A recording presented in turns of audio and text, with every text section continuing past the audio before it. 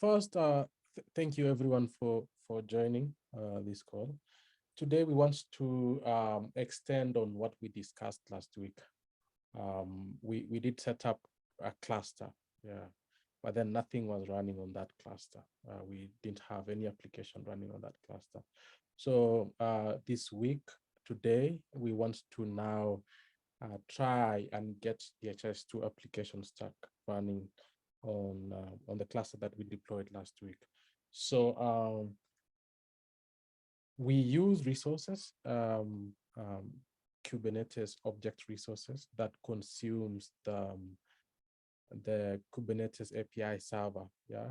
And these resources are written in YAML, and we're gonna explore in the next slides how we can go through each and every resource, deploying the objects into the Kubernetes cluster. So objective of today's call is just to extend on what we had last week, as I mentioned, and get the objects and resources. And by that, I mean the DHIS2 instances and things that help us access the cluster instances, which is in our case Tomcat instance and Postgres. So we are using resources to build this cluster, and one of the resources, as you see on this slide, is the interest. Interest help us access the cluster. Yeah, when you deploy components, which is DHIS2, Tomcat instance, and Postgres, they are only available. They're only available to your cluster. And in many cases, you want to access that outside from the outside world with a URL, with a domain name, and you're going to need another Kubernetes resource called Increst for you to be able to access that. And then there is service. Yeah, when you deploy Postgres, for instance, you need to have a way, at least even from within the cluster, you need to have a way of connecting to it on port 5432.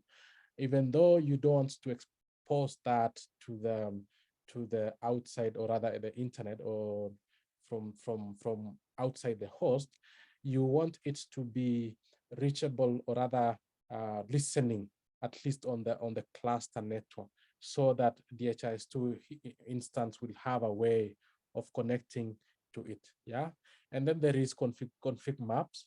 Config maps is Kubernetes way of mounting volumes to the pods or containers, because, for instance, if you have a DHIS2 app, you want to mount DHIS2.conf into the container. You want to mount maybe server.xml configuration to the container, and that configuration parameters usually is not, when you're building your image, usually you don't include those configuration parameters. But then when you're building your container or a pod, Kubernetes pod, you want to have, or rather to have a way of porting your configurations into the container. And then there is deployment. Deployment is a way of getting the apps up and running within the Kubernetes cluster.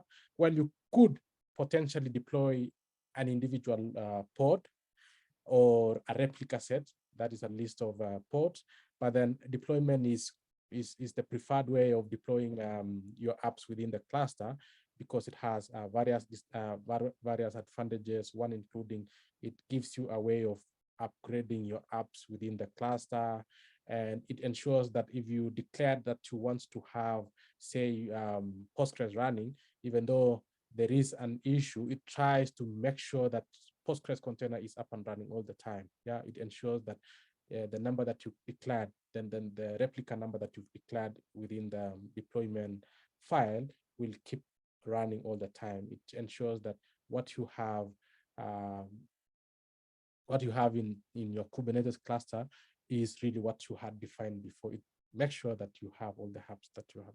And then we have persistent storage, because Postgres is Postgres data we don't want to lose, even though sometimes you might even restart your Postgres container or your Postgres instance. You want to keep your Postgres data. It's analogous to the Docker volumes, yeah. So you want to make sure that that data is persisted across container recreation and stuff like that.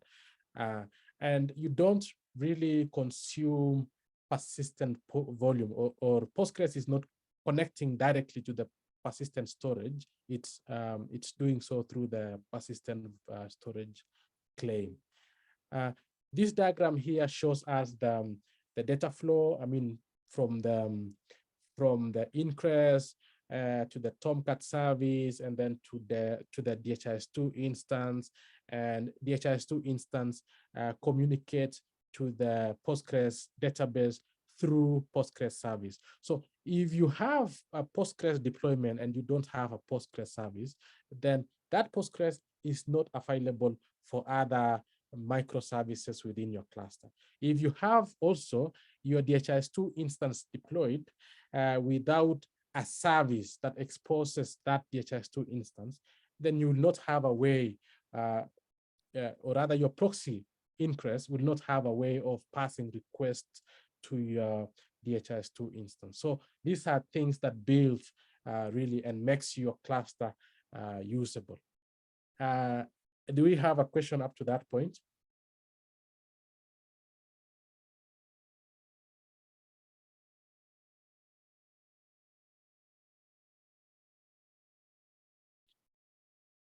So these really are the building blocks that we want to explore today, and it's a list on this level. Well, there are other Kubernetes resources and objects.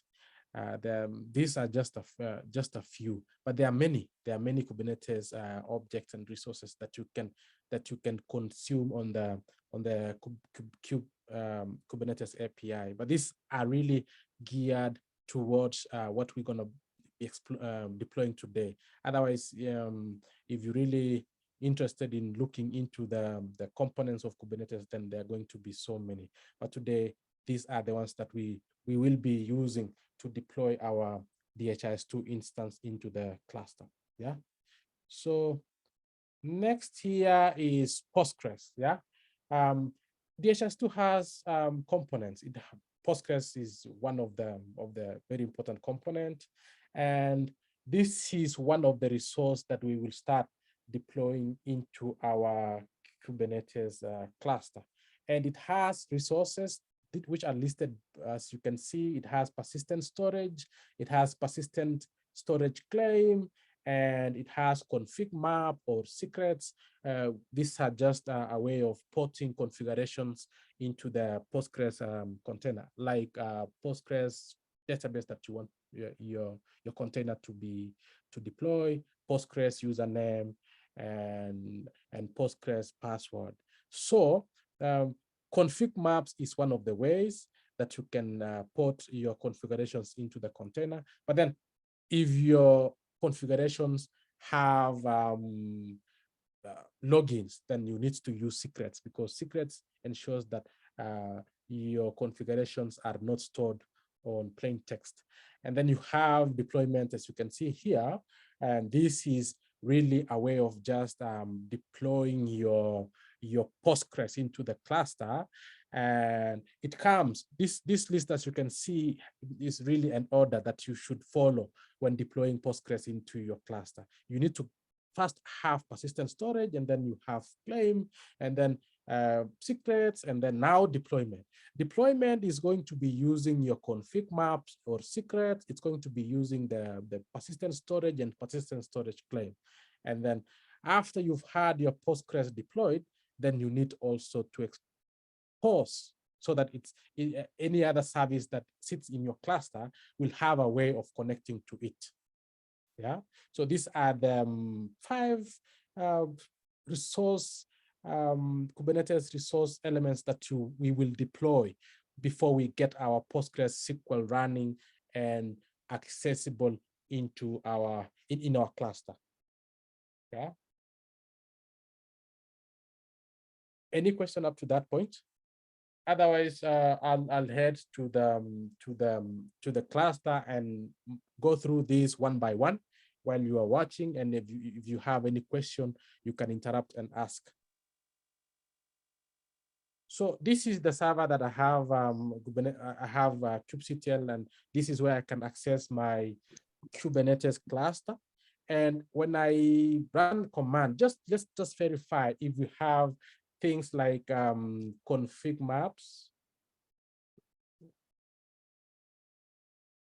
Let's just verify if we have these resources already in our cluster.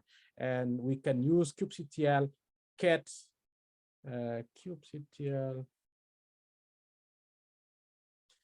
get persistent volumes.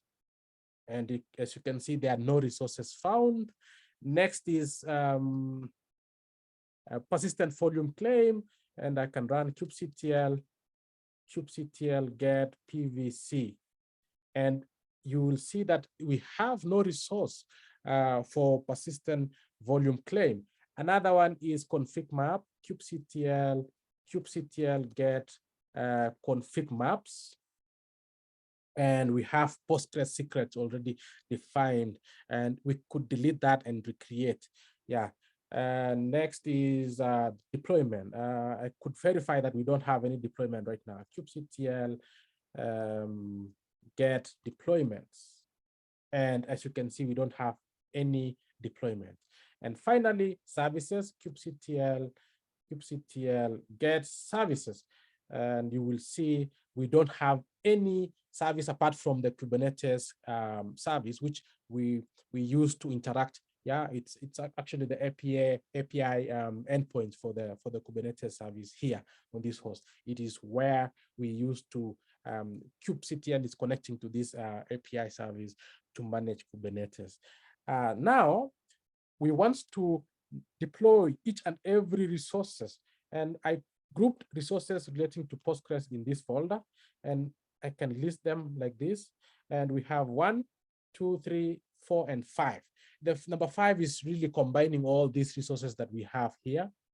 And this is the persistent volume claim. We can have a look quickly, and you will see it's just a YAML definition of persistent volume resource. This is how you create YAML files that define or declare the resource that you want to deploy in your Kubernetes cluster. And this is just a persistent volume. It's a manual, and it's just mounting your storage into a path data PostgreSQL. Really, it's not. Otherwise, in production environment, you might be using Google Cloud storage, Microsoft Azure, or whichever storage that you have, or network attached storage.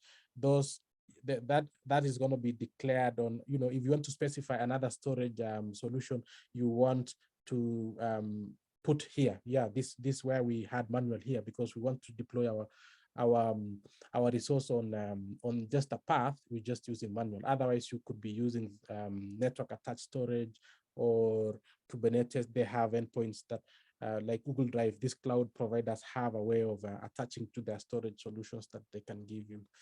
Other than that, I can just run this kubectl apply, and then the file that I have my Kubernetes resource defined, and this is it. And this is going to create persistent volume for us.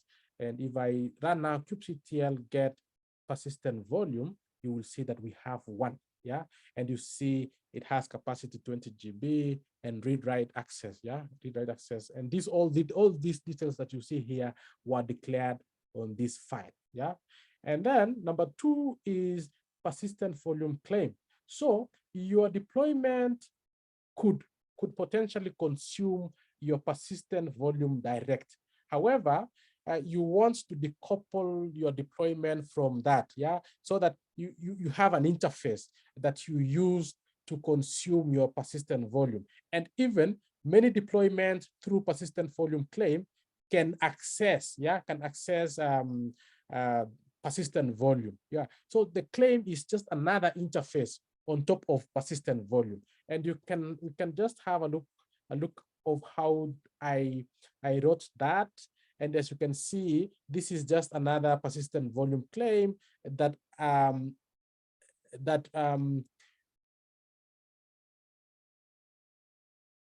accesses, it's a PVC, and as you can see, it's accessing a storage class manual. Right now we have one storage class manual defined, and this is going to be accessing that. So if we apply this kubectl apply minus file number 2, which is our persistent volume claim, it will create another persistent volume claim. If I run now kubectl get PVC, initially we had nothing. Right now we have one PVC, and you see it's consuming our Postgres PV, which is our persistent volume. Yeah. Up to that point, we have now persistent volume and the claim that hooks into the initial persistent volume. And then after this, we can now deploy Postgres, because things that we need before deploying our Postgres are already deployed, So we can just run kubectl apply, and then file number 3, which is now our Postgres deployment, Postgres deployment is going to get Postgres deployed into this cluster. And maybe we can just have a look of what is contained in this file. And as you can see, it's just of kind deployment and of metadata name Postgres.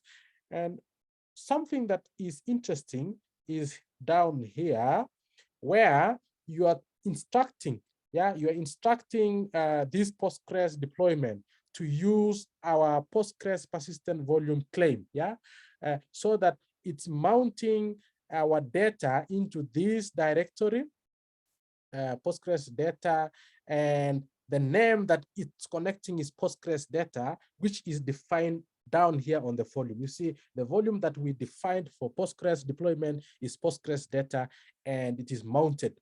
It's mounted here on the mount path name Postgres. So this name is really connected. It's a way of connecting to this volume that we had down here. And notice that this volume really is consuming, it's consuming the Postgres persistent volume claim. Up to that point, we could kubectl get deployments, and you will see that we have one deployment right now, Postgres.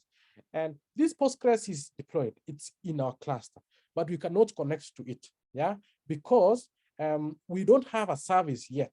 If I run kubectl get services, you see we don't have another service other than this Kubernetes service. And if we follow the slide that we had here, we needed to get persistent storage claim and secrets, although I skipped this because we had secrets defined already, and then deployment. After that, we deploy the service, we deploy service, which is a way of exposing our Postgres service into the cluster. So right now, this Postgres is deployed. There is a container already, but it's not usable in our cluster. But if I run kubectl get pod, you will see that we have a pod right now, or named Postgres, and it is running. I could connect to this pod, exec it, the pod name, and the --bash. And you see, I'm connected, just executed into this and run interactive shell bash. And I could run PSQL minus user, because the database we created is DHIS. And let's use also password and enter, and then DHIS. You will see that I'm connected to the database, and I could list the database. Yes? You have a question, Tuzo? Hello. Yes?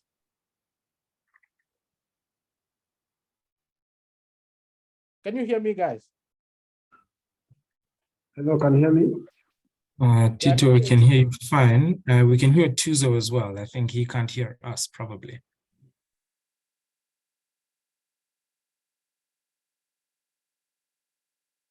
Tuzo, we can hear you. Maybe it's your network.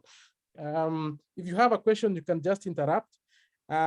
See, I'm able to connect to this Postgres and even list the database, PSQL command prompt.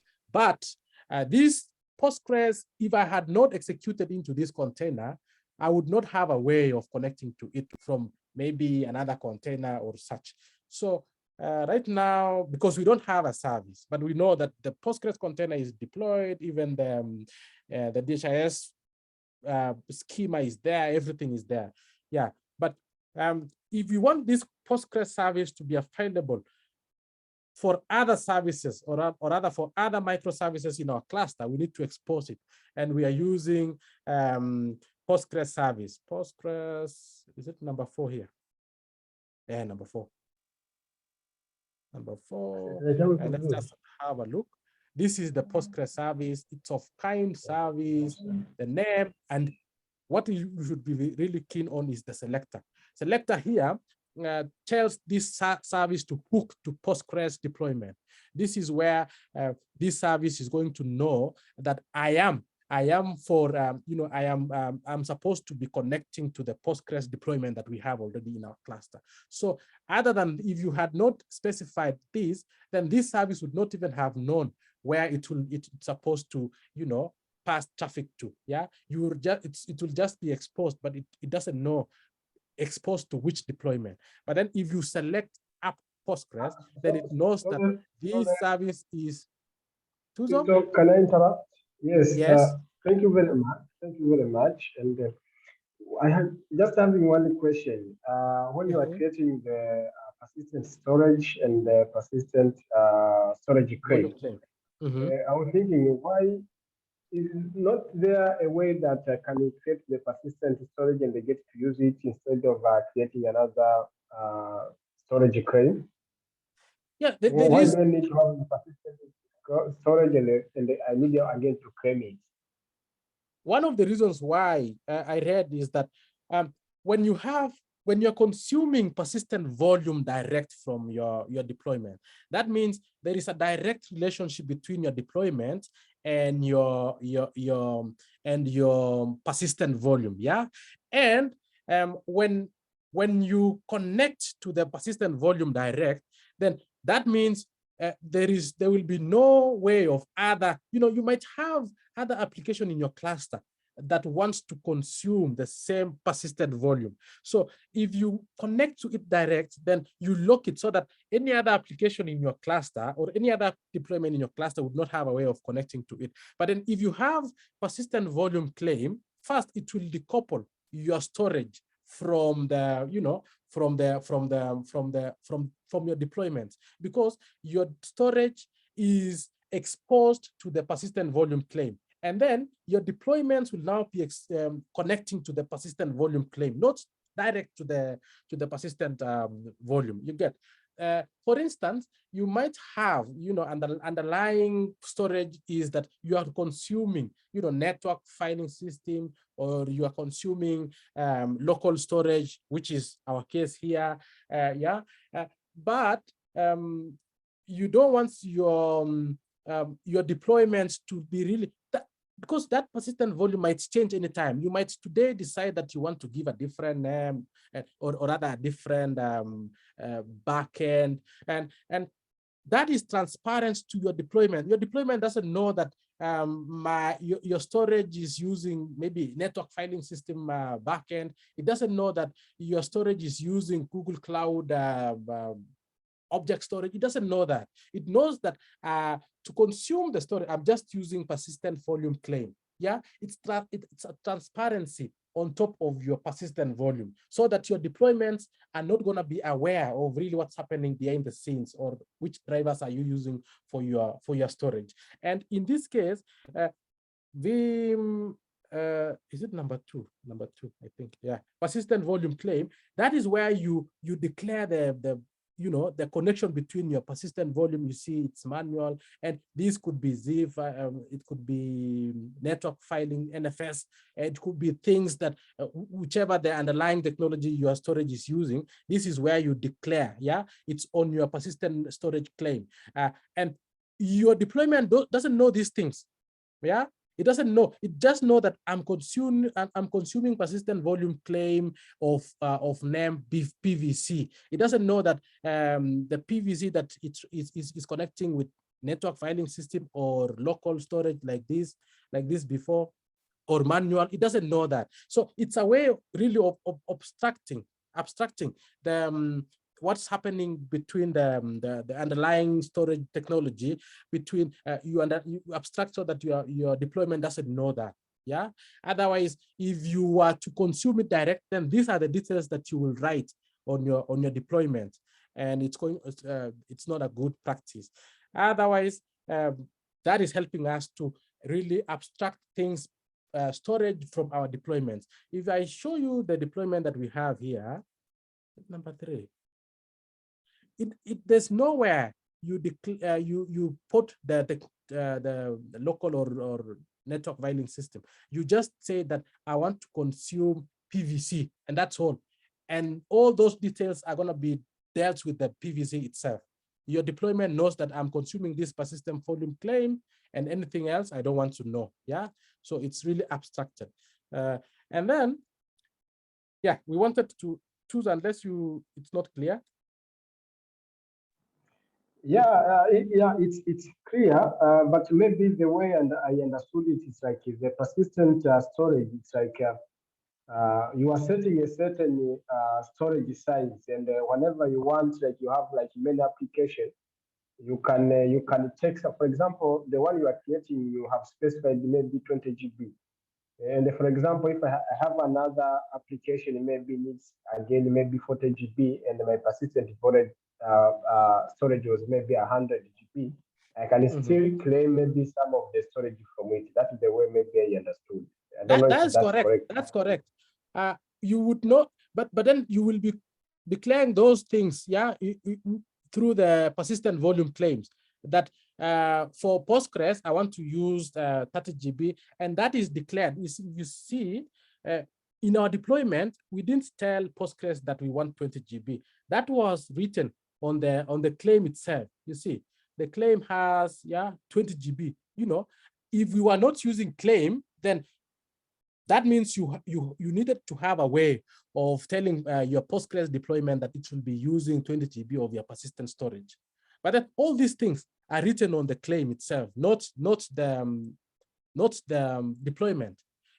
Yeah, and also even things, access modes, all these things are written on the claim, not the deployment. Yeah, your deployment is just going to say that I want to consume this Postgres PVC, and you can have another deployment that consume the same PVC. Yeah, so in essence, it's a transparency layer between the persistent storage and your deployments.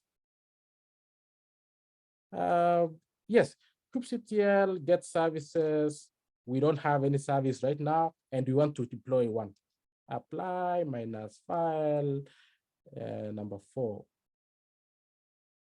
Postgres service. So this now exposes our Postgres in our cluster. kubectl get services. You will see that we have Postgres service right now. So that means whichever application that sits in this cluster can connect to Postgres, yeah, on port 5432.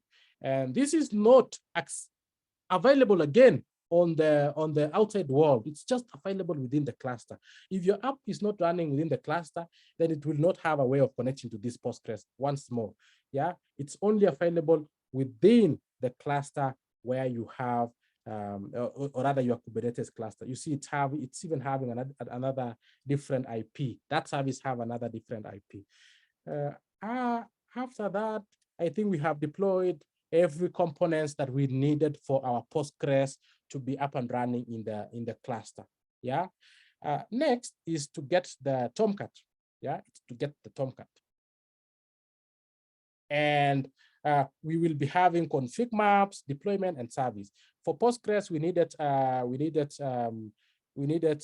persistent storage, persistent volume storage claim, and these other components. But then for Tomcat, we just need config maps, deployment, and the service. As you can see, config map, deployment, and the service.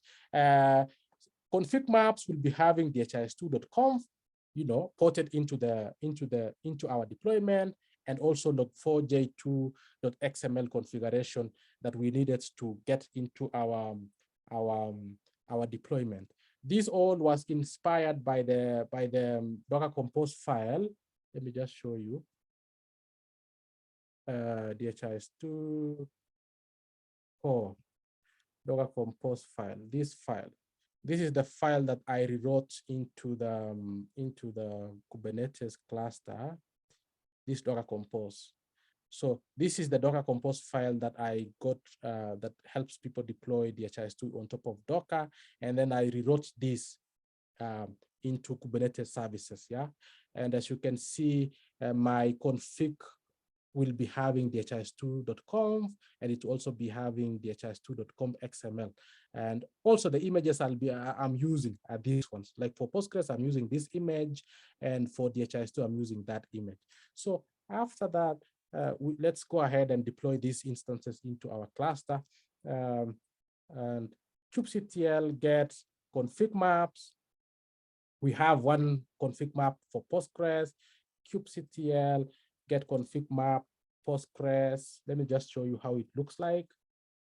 Output YAML. This is how it looks like, the Postgres config map. This is where you declare the Postgres DB. I know you might be wondering, when we connected to our Postgres container, we could get into the database, and it was a DHIS2 database, and we knew the password is DHIS, and we knew the user is DHIS. How was that so? Because these configurations were used when a PostgreSQL database was being deployed. This config map was actually consumed. Right now, when we view kubectl get config maps, we notice that we only have one configuration map, only one. PostgreSQL or Postgres secret. This comes with when you set up the Kubernetes cluster. It's the default that comes when you set up Kubernetes cluster. However, the one that we deployed really is only this, and we want to create two other configuration maps, yeah, which is DHIS2.conf and log4j.xml.conf, yeah. And let's get to the directory where I have my DHIS project. And here we have config map for DHIS.conf. We have config map for log4j2.xml. Let's view one, config map DHIS.conf. And as you can see, it's just a Kubernetes resource of kind config map. And this is the name of the config map. And then the data itself is here. As you can see, it is now very simple Kubernetes, very simple config DHIS2.conf. Yeah, very simple DHIS.conf, having a way or JDBC connection, username is DHIS, password, yeah, these things. So this, as you can see, is really confidential data that, or rather username and password, these are sensitive information. And you might not, or you might choose to deploy these instead of config map, you use secret. It's another version of config map, but secure one, yeah, that encrypts wherever you will be deploying.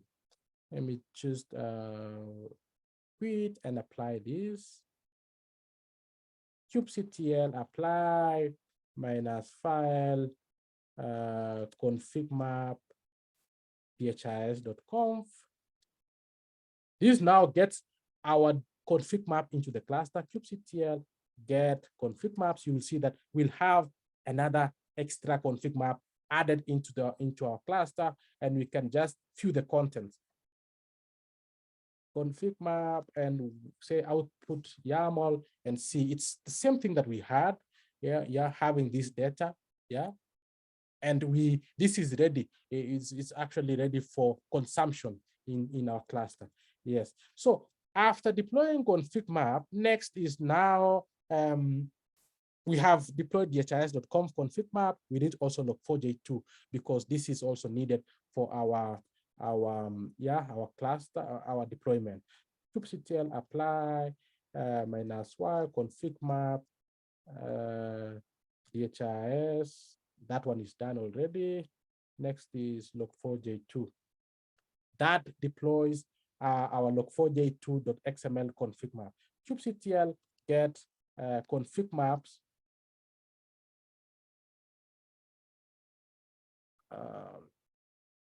Will give you a list of configuration maps that you have, and you see now we have 2 additional configuration maps right now. And if we next here in our guide is the deployment. So this deployment is consuming these config maps that we have had deployed in our cluster. And I could just view that with sorry, well, let's see our deployment, DHIS2 deploy.yaml, and you will see that it's of kind deployment and a few metadata and few specifications. And down here is where you will be mounting the volumes from the, you're mounting, these are the volume mounts. These volume mounts are using these volumes, yeah? And these volumes, as you can see, are using config maps. This is how you link your volumes to config maps and volume mounts to the volumes, yeah? So it's this way. These volumes, which you see here, are consuming configuration maps. And the configuration maps they are consuming is DHIS2.conf, and this other one is consuming log4j2.xml configuration map, yeah? While these volume mounts, you see there are 2 up here. One is here and the next one is here. They are consuming DHIS2.conf volume and log4j2.xml volume, which you have defined down here that way. If I apply this, kubectl apply -file DHIS2 deploy. This will get our DHIS2 deployed on this cluster. kubectl get deployments. You will see that we have Postgres, and on top of that, we have now web. And it is of age 7 seconds. That means we just deployed right now. And if we run kubectl get pods, you will see that we have 2 pods of web and another one of Postgres. Let's just follow the logs of this. kubectl logs -follow and see what's happening here. You will see that these are usual logs, DHIS logs that are running. This is now getting deployed, and it will have a way of connecting to Postgres because we had previously exposed Postgres service. That means it have a way of connecting to Postgres right now. Yeah. So after this, next thing is now exposing this DHIS deployment into the exposing this DHIS deployment so that it will be accessible through the browser. Yeah, right now we cannot access it through the browser. It's just deployed in this cluster. We can get kubectl get deployments. You see, yes, it's here, but we cannot access it. Let me just go to the browser and access DHIS. Yeah, like that. And you see we have, nothing is reachable here. Nothing is reachable. We don't have anything accessible. So we need to expose that so that we can have a way of accessing it from the web. And before that, we need to deploy DHIS service, kubectl get services. You will see that we have only Postgres service. We don't have DHIS or web service, yeah, or a service that will be hooking to our web deployment, yeah. And I can show you quickly a service that we have for DHIS2, Vim DHIS service. This is the service that will be connecting to our web or other DHIS instance. And as you can see, it's of kind service, and of importance is selector. Yeah, this is how the service knows that I'm supposed to connect to the DHIS deployment. And if you get to see your DHIS deployment, if you get to see your DHIS deployment, you will see that the labels that was declared, yeah, my labels app web, the labels are web. So these are really declared here. And if you say select a web app web, is because you had declared that labels for DHIS deployment is web. And here just selecting, your service is just selecting that label so that it can connect to it. The same way, the same for Postgres. This is how it was, when you ran or deployed your Postgres instance, it had label Postgres, and your Postgres service had selector Postgres. Then it will hook, that is a way that you can integrate a service to a deployment that you have in your cluster. So when we run now our DHIS kubectl deploy, it's not even deploy, apply, file DHIS service. So this is now going to get our service for connecting to our DHIS deployment. And if I run kubectl get services, you will see that we have two services added, which is Postgres and web. These services are exposing port 5432 for Postgres and port 8080 for our DHIS. And you see Postgres is 10 minutes ago and DHIS instance is 10 seconds ago. I think we should pause there.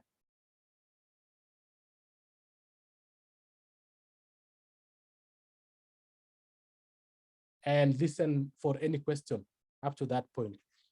Well, we had so much to cover because now we needed to talk about all these things that builds our Kubernetes cluster. But I know this is too much for a single call, but I will document everything that we just talked about and have them available in our documentation bucket. Yeah, because next is my next agenda is to just create documentation for each and every components that we have in our for DHIS2. Next week we will be covering documentation surrounding Postgres, and then so next is just really I'm going to be focused on the documentation part of our deployments, be it with the tools or So up to that point, we have our apps, we have our services, but still not accessible. These services are just exposed within the cluster, not to the outside world. And that is where I want to go next. It's called Ingress resource. It's a way of exposing your services outside the cluster so that users from wherever they are from the internet will be able to access your DHIS2 instance.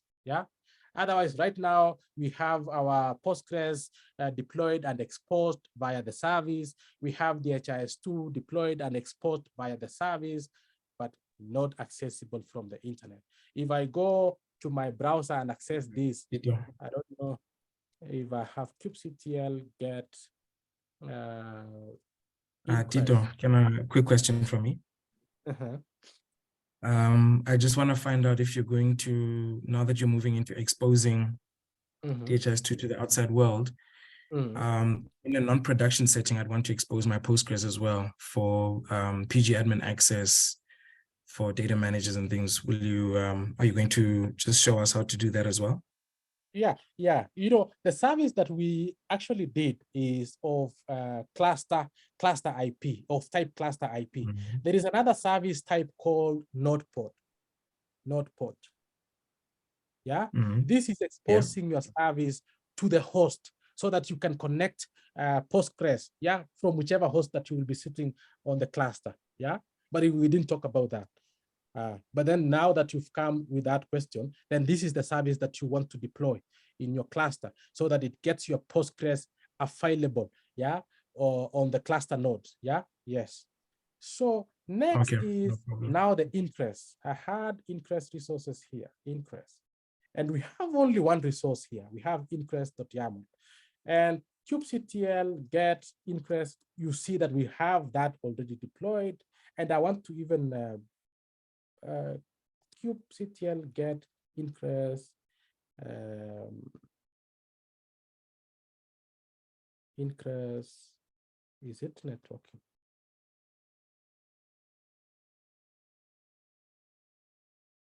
We have the DHIS Ingress deployed, but I want to delete that.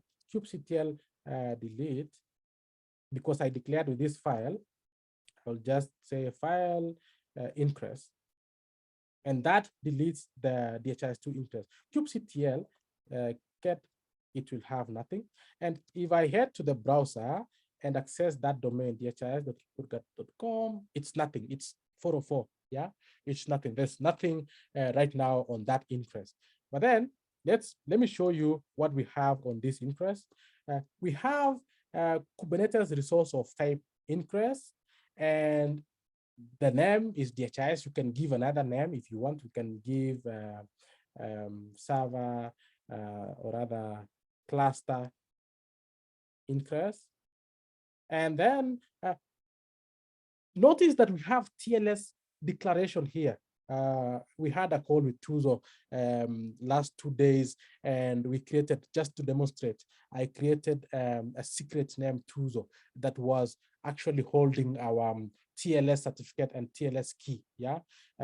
However, I will show you right now how to create another, because this interest is consuming TLS certificate and TLS keys.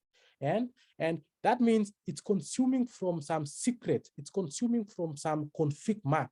And this is how you hook your configuration map of type TLS. Yeah, it's a way of hooking that secret, declared secret, so that your interest will be using your certificate and keys. Yeah, and class name is public. That means you want these interests to be available for all the users out there in the internet.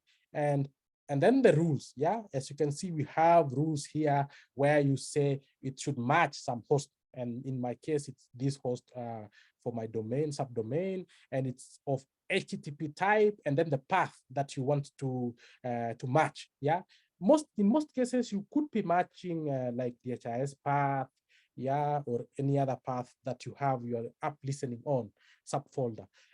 And then down here, we nominated a backend of service name web, and the port that service is listening is 8080. Remember, remember we had declared a service, kubectl, kubectl get services. We had declared service web, and that service web is listening on port 8080. So this is how you instruct, yeah, from this part. This is how you instruct your interest resource to use that service from this part. Yeah, then it receives all the requests, and then it passes them to the web service, and that web service is, we had discussed, is hooked to the DHIS2 instance. Yeah, so if we kubectl cat config maps, these are the configuration maps, but here we are using secret. We are using secret. You see secret name. We are using secret. So we can say kubectl cat secrets.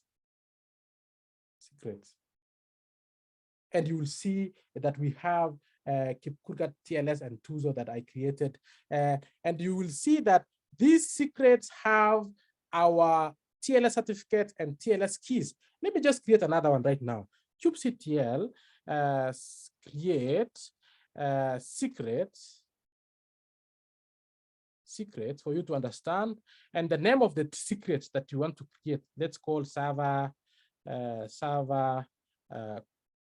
call. And then which type of secrets are you creating? We are creating TLS type. It should be TLS, and it should be from key, should be key. The key for your TLS certificate, I had it in a file in my secrets.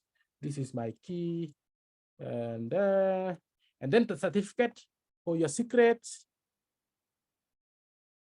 -- cert or CRT.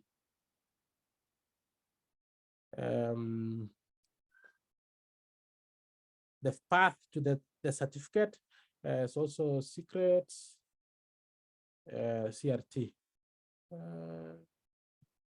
kubectl create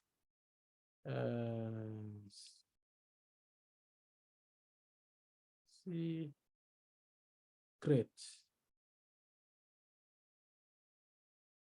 unknown key, unknown flag. kubectl create.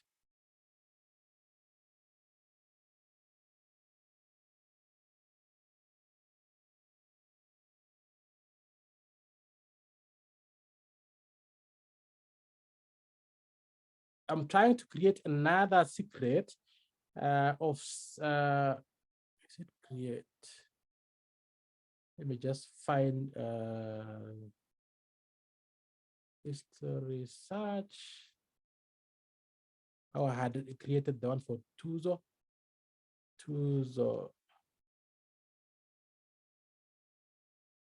History. kubectl create secret and TLS. Yeah, I needed to start with TLS first instead of the name. Let's call server call, and then the key for that secret is in my home directory secrets, KubeCodeGuard key, and the certificate for that secret cert is also in my home directory secrets, KubeCodeGuard.com key CRT, sorry. Now that is going to create our secret. If I run kubectl get secret, you will see that we have another one called server call.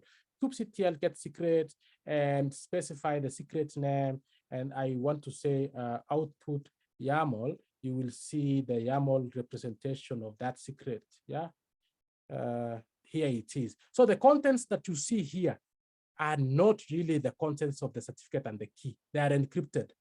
Yeah, and then within my my increst, Vim increst, I could now tell my deployment, or rather my increst resource, to use that secret that we defined.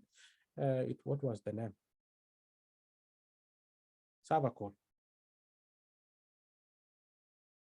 I will instruct it to use server call secret. Yeah. Yes, and that is going to use certificate declared on that secret and the key declared on that secret. And then kubectl, right now, if I access, you will see it's nothing. But if I say kubectl apply and then file increst, this is now going to open this DHIS deployment to the outside world. And this should now be accessible. And as you can see, we can access it. This is now the Kubernetes that we deployed in our cluster. Unless you have any questions up to that point. But then takeaway is that there are components, resources that you build one by one that are linked, integrated to one another, that all of them build your the way that your apps communicate to one another within your, because right now we have two microservices, get services, these are the services that enables web communicating to Postgres, kubectl, or even our increst communicating to the DHIS2. It goes through using this service. I think we don't have anything else. Our slides, yeah, up to that point, I think this is the last. And we've talked about increst plus the secrets and the increst itself. Yeah, that's all for today's call. Next week, I want us to start documentation. I'll be writing documentation on Postgres, and then we shall go through it together on the call, and one by one, each and every component we write, and then we go through the together on a call. The tools deploys Postgres with the Ansible script, but then we want to know what really happens one by one, documented, all of them. That is what we will be talking about next week. Questions?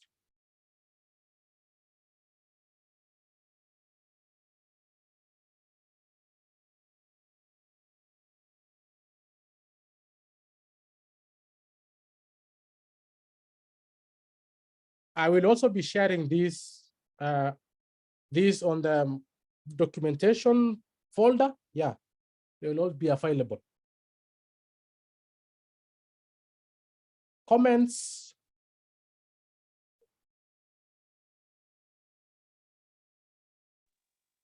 Very well done, Tito. Can you maybe the link with all the documents, just drop that into the Telegram group as well?